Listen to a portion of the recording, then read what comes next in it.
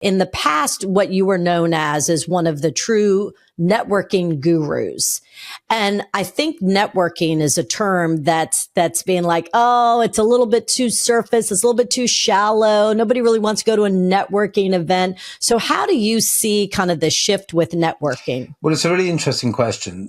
So I spent so many years trying to redefine networking for people, because for me, networking is actually a lot more than networking events. I always said events, platforms like LinkedIn are tools in the networking process. They're not networking, but that wasn't the perception. But the perception is networking is exchanging elevator pitches and business cards over cold canapés and warm wine. And it sends a shiver down many people's spine, just the thought of it. And so what was happening for me as someone delivering expertise on that topic is that I would be devalued in the organizations I spoke to. They would bring me in at a very junior level, and teach people how to make the most of a networking event or a conference, whatever it might be. In 2019, I gave up trying to redefine networking, and I repositioned what I do instead as professional relationship strategy. Now, two things happened. I always said it's actually the same thing I teach, but I've just changed the positioning of it. Two things happened. Number one is ever since then, I've attracted work at a much higher level, people who wouldn't have countenanced working with me when it was networking. And so a lot more of my work is with senior leadership teams, although I work at all levels, and I'm more than happy to. But even when I work at the more junior levels, it's much more strategic, which is where I want to be. I always said, with credit to Susan Rowan, who coined the phrase, it's all well and good knowing how to work a room, but do you know why you're in the room in the first place? And that's the strategic side of it. We've always taught networking as skills based.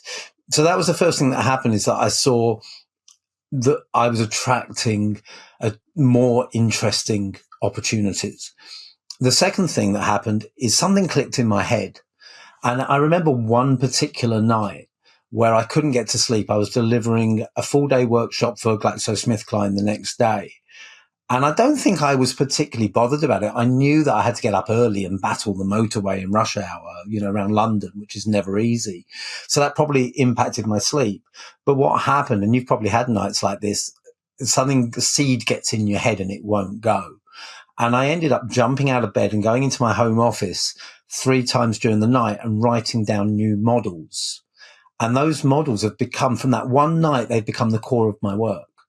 So I came up with a model of the 7 stages of professional relationship to share how connection isn't a binary thing. You're in my network or you're out. But once you connect, you go on a journey. I came up with a model of the 4 I's, how people can help us. Are they influencers, implementers, sources of insight, information and ideas, or introducers? So we can start to think not just, have I got the right people around me, but what help am I asking for? And there was another model I came up with at the time as well. And those things have all combined into a very strategic approach to professional relationships. So from a personal perspective, just repositioning it for myself attracted more interesting opportunities, but it also shifted how I think about it. What's really interesting is suddenly, and I think it's in the last 12 months, businesses at all levels are talking about networking more positively. And I do work for a couple of business schools, and it's gone from no bookings, no interest, to suddenly it's number 1 in the list of what clients are asking for.